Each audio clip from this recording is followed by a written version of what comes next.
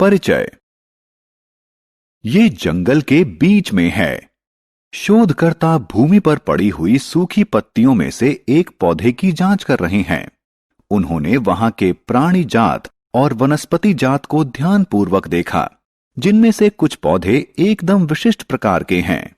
उन्होंने कुछ ऐसे पौधे देखे जो सामान्य रूप से नहीं पाए जाते हैं।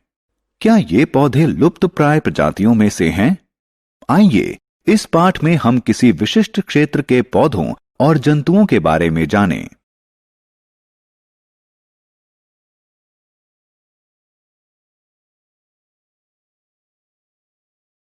उद्देश्य। इस पाठ के अंत में आप निम्न करने में सक्षम हो जाएंगे। किसी क्षेत्र में पाए जाने वाले प्राणी जात एवं वनस्पति जात का वर्णन करना, स्थानीय एवं संकटापन्न प्रजातियों को परिभाषित करना, अभिगमन परिवेश की व्याख्या करना, निर्वनीकरण की समस्या के समाधान का पुनरावलोकन करना। प्राणी जात एवं वनस्पति जात क्या है? छात्रों, आपने अवश्य देखा होगा कि कुछ जंतु एवं पौधे किसी विशेष क्षेत्र में ही पाए जाते हैं।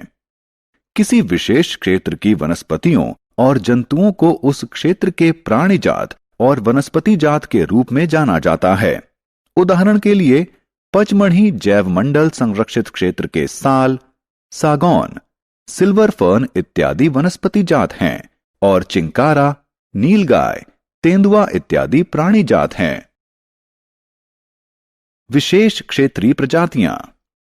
आइए अब हम विशेष क्षेत्रीय प्रजातियों के बारे में जानें।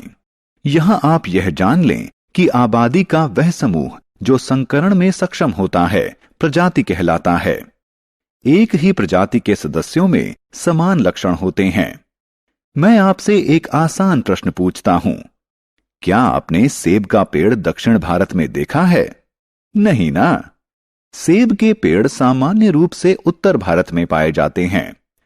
इस तरह केवल किसी विशेष क्षेत्र में पाए जाने वाले पौधे एवं जंतु विशेष क्षेत्रीय प्रजातियां कहलाते हैं। वे कहीं और नहीं पाए जाते हैं। विशेष प्रकार के जंतु या पौधे किसी विशेष क्षेत्र, राज्य या देश के लिए विशेष क्षेत्रीय हो सकते हैं। विशेष क्षेत्रीय प्रजातियों के उदाहरण। ये दो पचमढ़ी जैवमंडल संरक्षित क्षेत्र के वनस्पति जात हैं। ये इस क्षेत्र के विशेष क्षेत्रीय प्राणी जात हैं। वे कौन से कारक हैं जो उन्हें विशेष क्षेत्रीय प्रजाति बनाते हैं? प्रमुख कारण मनुष्य हैं। उनके वास स्थल का विनाश, मनुष्यों की बढ़ती जनसंख्या और नई प्रजातियों के आने से विशेष क्षेत्रीय प्रजातियों के प्राकृतिक वास स्थल प्रभावित हो सकते हैं और उनका अस्तित्व संकट में आ सकता है। कौन सी प्रजातियां संकटापन्न कहलाती हैं? आपने डायनासोर के बारे में अवश्य सुना होगा।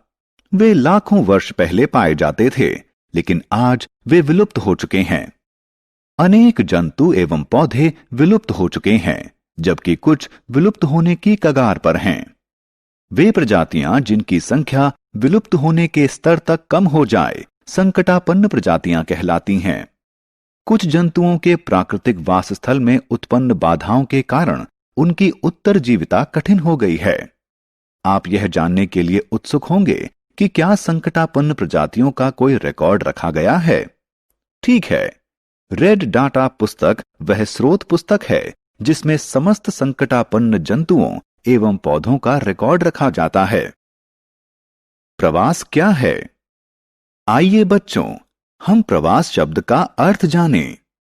प्रत्येक वर्ष कुछ प्रजातियों का किसी विशेष उद्देश्य, जैसे प्रजनन या जलवायु की स्थितियों से बचने के लिए अपने वास स्थल से कुछ निश्चित समयावधि के लिए किसी अन्य स्थान पर जाना उनका प्रवास कहलाता है।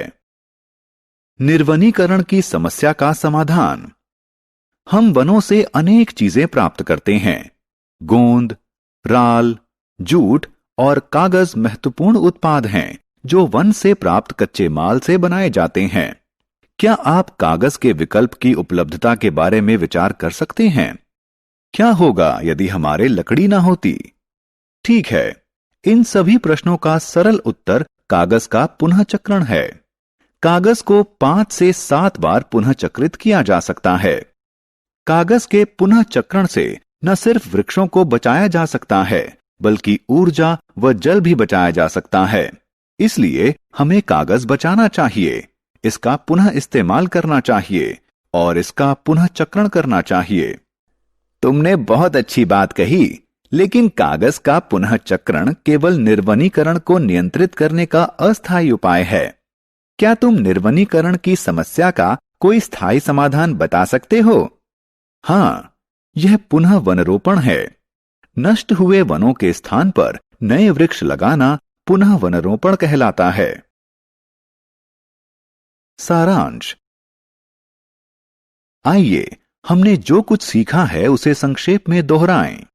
किसी विशेष क्षेत्र में पाए जाने वाले पौधे एवं जंतु प्राणी जात एवं वनस्पति जात कहलाते हैं। जिन प्रजातियों के विलुप्त होने का खतरा है उन्हें संकटापन्न प्रजातियां कहा जाता है। प्रत्येक वर्ष कुछ प्रजातियों का अपने वास स्थल से कुछ निश्चित समयावधि के लिए किसी अन्य स्थान पर जाना उनका प्रवास कहलाता है। निर्वनीकरण की समस्या का समाधान कागज का पुनः चक्रण एवं पुनः वनरोपण है।